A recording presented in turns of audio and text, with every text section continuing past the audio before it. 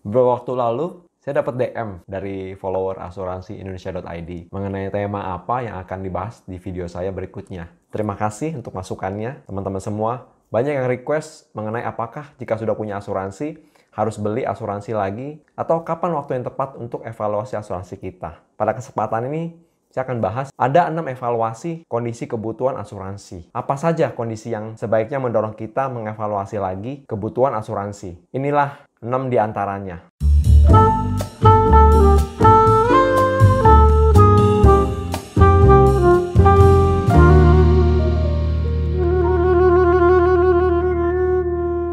Yang pertama, baru menikah. Asuransi yang perlu dievaluasi adalah asuransi kesehatan, asuransi jiwa, asuransi kendaraan pribadi, asuransi kerugian. Asuransi jiwa, ketika kamu menikah dan kini menjadi kepala keluarga atau pencari nafkah utama, menikah berarti kamu memiliki tanggung jawab atas pasangan tidak cuma secara emosional, tetapi juga secara finansial. Kamu bisa menimbang untuk membeli asuransi jiwa untuk mengelola risiko finansial bila mendadak pencari nafkah meninggal dunia. Berikutnya, mengenai asuransi kesehatan. Selain asuransi jiwa, kebutuhan asuransi kesehatan juga akan bertambah setelah menikah. Bila selama ini, kamu dan pasangan masing-masing sudah memiliki asuransi kesehatan sendiri, sebenarnya bisa dilanjutkan saja. Walaupun biasanya untuk asuransi kesehatan, satu keluarga ongkos preminya bisa jadi lebih ringan, disesuaikan dengan kebutuhan tentunya. Terutama seiring berjalannya waktu, biaya rumah sakit sangat mahal. Butuh terjadi namanya penyesuaian. Nah, yang berikutnya adalah tentu setelah menikah kita punya rumah, yaitu asuransi rumah.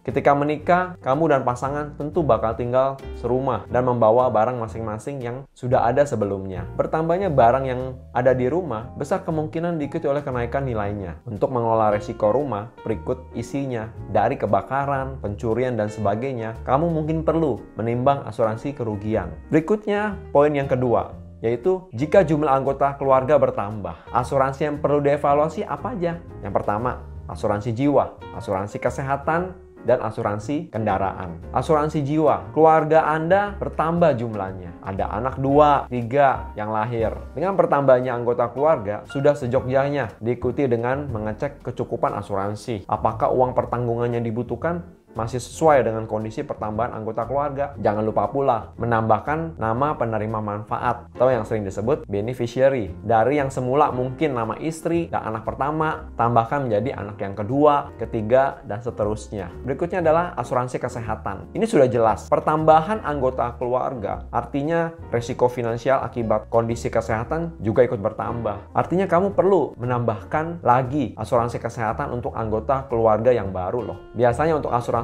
keluarga seperti ini, perusahaan asuransi memberikan beberapa benefit tambahan berdasarkan jumlah peserta penerima manfaat. Anda boleh konsultasi, diskusi dengan para tenaga pemasaran di bidang asuransi. Berikutnya, poin yang ketiga, membeli rumah baru atau mobil baru. Asuransi yang perlu dievaluasi apa aja? Jelas ya, asuransi rumah dan asuransi mobil. Asuransi rumah baru membutuhkan asuransi yang sesuai dengan nilai rumah tersebut. Sebagai gambaran, untuk rumah di kota Tangerang misalnya ya, dengan nilai pasar antara 1 miliar hingga 1,5 miliar. Premi asuransi rumah bisa didapatkan mulai dari 491.000 per tahun atau sekitar 40 ribuan per bulan. Dengan premi sebesar itu, rumah kamu mendapatkan perlindungan dari risiko kebakaran, petir, kejatuhan pesawat terbang mungkin ya, kita nggak pernah tahu, dan lain sebagainya. Asuransi akan menggantikan 100% kerugian bila terjadi risiko-risiko tersebut. Berikutnya, asuransi mobil.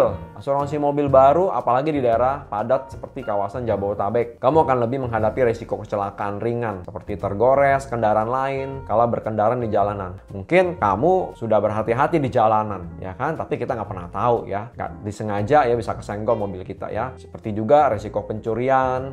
Lengkapi mobil baru dengan pelindungan asuransi sehingga risiko finansial bisa lebih terkendali. Yang keempat adalah renovasi rumah. Asuransi perlu dievaluasi apa? Ya jelas, asuransi rumah dong. Apapun yang meningkatkan nilai rumah, seperti menambahkan kamar mandi, kolam renang, atau penambahan lantai rumah, yang berpeluang ikut menaikkan pula kebutuhan asuransinya. Tapi, apabila rumah kamu dilengkapi dengan detektor asap, alarm kebakaran, dan fitur keamanan lainnya, beban premi asuransi jauh lebih murah. Poin yang kelima, yaitu semakin jarang menyetir. Nah, Apa aja nih asuransi yang perlu dievaluasi? Yaitu asuransi mobil. Ini bisa terjadi penyesuaian, tergantung ya. Kalau Anda mau membiarkan apa yang sudah Anda lakukan sekarang ya nggak masalah. Misalnya ya, saat ini kamu sudah memiliki mobil, telah melengkapi pula dengan asuransi. Namun kemacetan yang semakin menggila membuat kamu mengubah strategi transportasi misalnya ya. Jadi jarang nih ya memakai kendaraan ya, sering menggunakan kendaraan umum atau public transportation. Mobil pun semakin jarang kamu kendarai. Ya, alhasil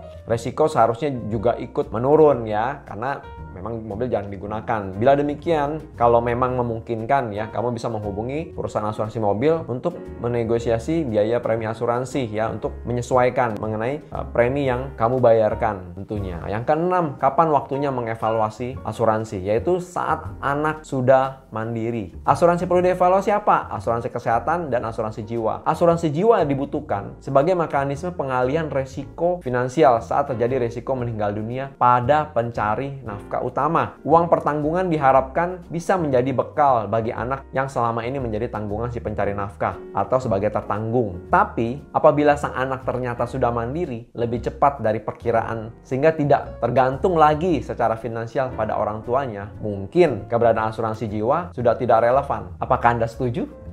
Kelihatannya iya ya, padahal jika memang anak kita sudah mandiri, kan kita sama-sama tahu bahwa setiap orang suatu hari akan dipanggil sama Yang Maha Kuasa. Kan bisa diwariskan ke pasangan kita yang masih hidup loh. Bukan berarti salah satu pasangan nggak ada, pasangan yang lain juga ikut-ikutan nih meninggal. Nggak kan? Dia masih hidup, dia harus melanjutkan hidupnya. Tentu ketika kita sudah tidak ada, harta warisan itu masih bisa dinikmati oleh yang hidup. Bahkan anak kita pun juga bisa menikmatinya juga, walaupun dia sudah mandiri dan bertanggung jawab. Jadi jangan sampai mereka hidup tanpa kepastian. Jadi jangan sampai salah. Hal yang sama berlaku juga untuk asuransi kesehatan. Mungkin selama ini sebagai orang tua, kamu menanggung kebutuhan asuransi kesehatan untuk sang buah hati ya, untuk anak-anak. Namun ketika si anak sudah beranjak dewasa, mampu mandiri secara finansial, sebenarnya dia bisa melanjutkan sendiri asuransi kesehatan atas biayanya sendiri. Jadi bukan berarti anak tidak membutuhkan asuransi kesehatan lagi loh. Hanya saja beban pembayaran asuransi bisa beralih dari orang tua ke anak. Karena secara finansial dia sudah mampu. Saat kapan? Saat anak sudah di usia 22 tahun ke atas. Manfaat pemegang polis bisa dirubah. Yang sebelumnya orang tua sebagai pemegang polis menjadi anak sebagai pemegang polis. Demikian channel video saya. Jika Anda suka, silahkan di-save, like, dan di-share buat teman-teman Anda yang membutuhkan. Buat teman-teman yang membutuhkan konsultasi dan diskusi, silakan di DM ke IG kami atau klik link dari Instagram ini. Jika teman-teman membutuhkan pembahasan lebih lanjut untuk video saya berikutnya, kira-kira apa nih ya seputar asuransi tentunya dan keuangan, silakan memberikan komen, tema judul apa yang perlu saya bahas di video saya berikutnya. Oke, sampai ketemu di video saya berikutnya. Ditunggu ya. Ciao!